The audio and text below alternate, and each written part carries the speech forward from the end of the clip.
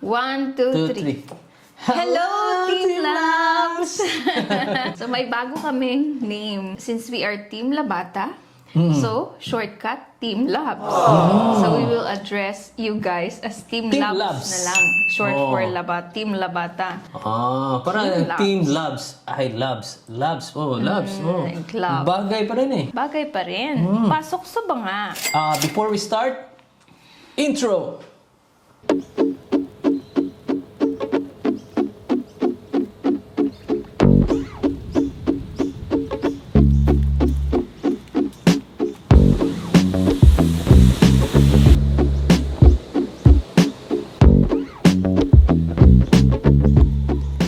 Okay, balik na sa bahay. Yung video namin, ipapakita namin yung... Surpresa!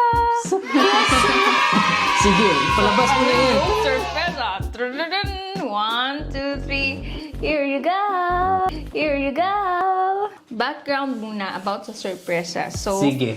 Actually, a little background story. So, Guys, stick around kayo para at least makita nyo anong nasa loob ng GoPro at saka makita nyo yung quality at saka kung marirecommend kung marirecommend namin to. Kumusta yung experience namin using it, ganon. So, if you're considering buying GoPro, so maybe, yes. check this out or wait, tingnan nyo yung the whole video.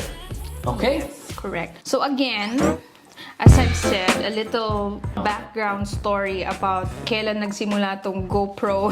GoPro Kailan to pumasok idea. sa eksena kasi, di ba, we've been vlogging usually outside, no? And then, bit-bit ni John yung malaking camera, which malaking is camera a little talaga, bit intimidating. Not even a little bit. It's very intimidating to some people. And so, yan, indot ang adlaw. Yan, lako-lako lang mi.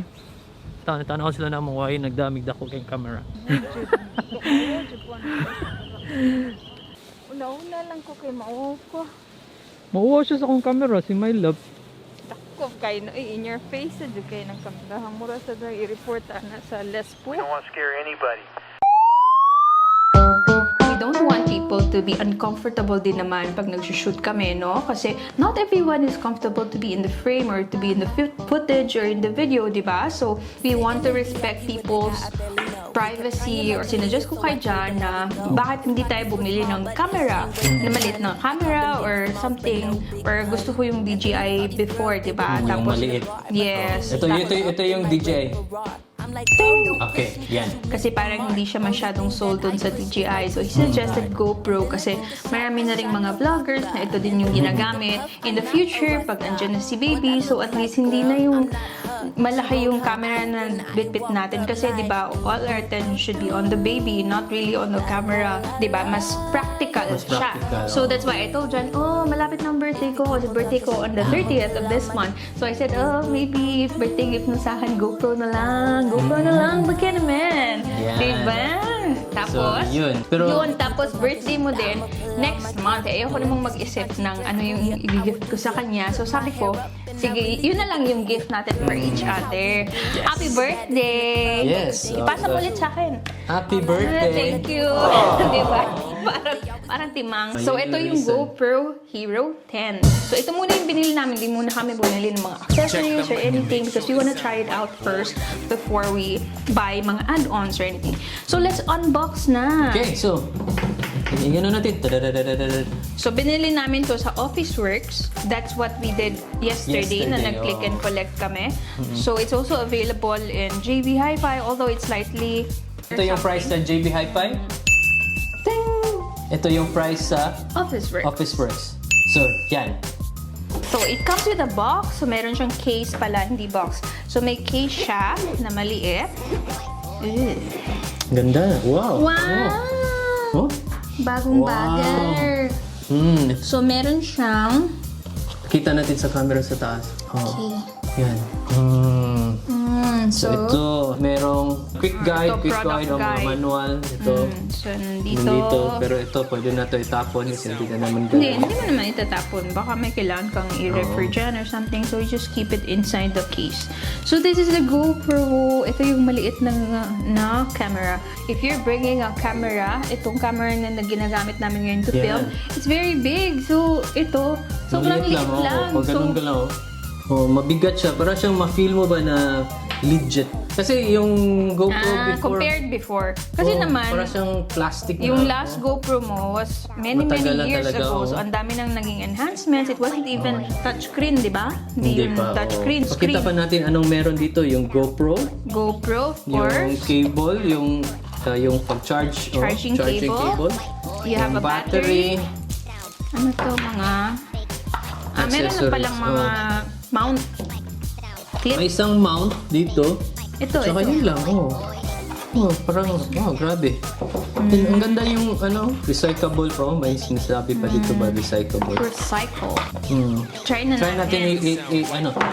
Huwag mo ibagsak. Kasi Sabi na. Kasi dito sabi, sa stress test. pero sabi Wala nila tayong daw, pera pambili ng iba. Ano ka ba? pero sabi nila daw, pag ano siya matigas. Pero wag mong ibagsak. Ikaw naman. Hindi So, pa ka yun. natin nagagamit. Anong masasabi mo sa GoPro? Ito, hindi na ako mahiya nito kasi sobrang liit na Di, yan. i-describe mo ba? Ipakita mo sa kanila ba na anong feel mo? okay. Para at least ba? So, very handy, of course. So, meron siyang camera in front. Meron siyang Pakita mo dito. monitor in front if you Dito. want to take selfie or you want the camera facing you and look at yourself kung in the frame ka ba. So, ito.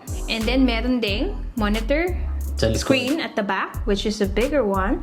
Nandito yata yung mga controls, Yes. di ba? So, dito mo siya controls. Wala nang masyadong mga buttons. Just the power button. I suppose this is the power button. So, the rest is here na, is controlled on screen. Yun, ito for the mount. Yun, di ba? At least meron siyang front and back camera. At saka maliit talaga. And I think the difference between GoPro Hero 9 and 10 is Hero 10 Hyper Smooth is 4.0 na. Grabe yung i-test namin yung hyper smooth niya. Ano mamaya. pang ibig sabihin ng hyper smooth? Like example, like pag handheld, then para siyang hindi siya Shaky? shaky. So parang stabilization, ganon. Stabilization, oo. So mas smoother yung... Smoother. May Mas nakita ko sa smoother and sa stable. YouTube, ginanon niya yung GoPro. Pag ginanon niya, pero yung horizon sa likod, hindi nag-wave. Para siyang straight pa rin. So Very good. ewan ko kung anong settings 'yun, pero yung sa amin i-try namin kung anong makikita namin ng mga settings mamaya. And then 23 megapixels, ito yung sa photos, di ba? 23 megapixels, 5.3K, yung ano niya, video. It's waterproof up to 33 feet or 10 meters. Then yung processor niya is GP2. Para sa amin lang, kung kayo, masuggest lang namin ba, example, bibili kayo ng GoPro. Kung hindi pa kayo nakabili pa ng GoPro, or siguro nakabili kayo ng GoPro, parang matagal na, siguro punta na kayo sa 10. Pero may GoPro kayo 8 or 7, wag muna. Based sa nakita ko na research ko ba na hindi siya worth it mag-upgrade kung okay naman yung GoPro yung ginamit nyo ngayon. Pero sa amin, wala kaming GoPro. So yun, pumunta na kami sa anong bago. Yun. See guys, i-test na namin yung GoPro para at least makita nyo yung quality niya at saka ma-feel nyo Okay ba siya? kung okay ba siya. Tingnan nyo yung audio, yung video quality. Okay, let's go out!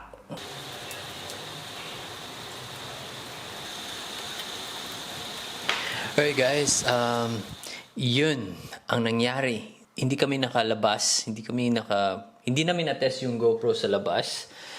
Kasi yung charging niya is matagal.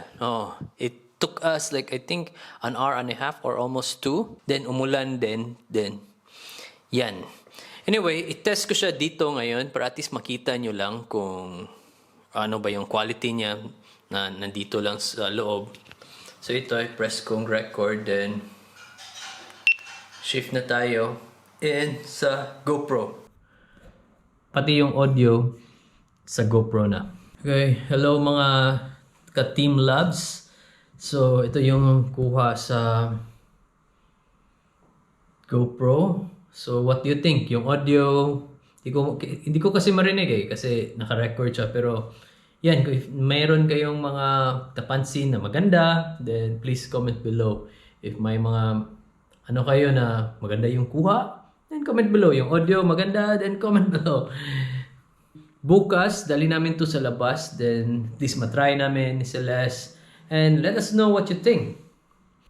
Okay guys, so for this video, pasensya talaga na hindi namin nalabas to, hindi namin naasahan na umulan, then yung GoPro, ang tagal niya mag-charge, fully charged from the out of the box. Oh, kala namin siguro mga 30 minutes, then bigla, basta lumagpas siya ng an hour and a half, siguro an hour and 45 or 50. Anyway, ka Team Labs, bukas, ilabas namin to para makita nyo yung quality ng GoPro sa labas. Okay? Thank you. And yeah, if you like this video, please give it a thumbs up and hit the notification bell and click subscribe because yung pag-subscribe nyo sa amin, malaki ang tulong sa amin, sa channel namin. Kasi kung wala kayo, then wala din yung channel namin. Okay, see you tomorrow. Bye!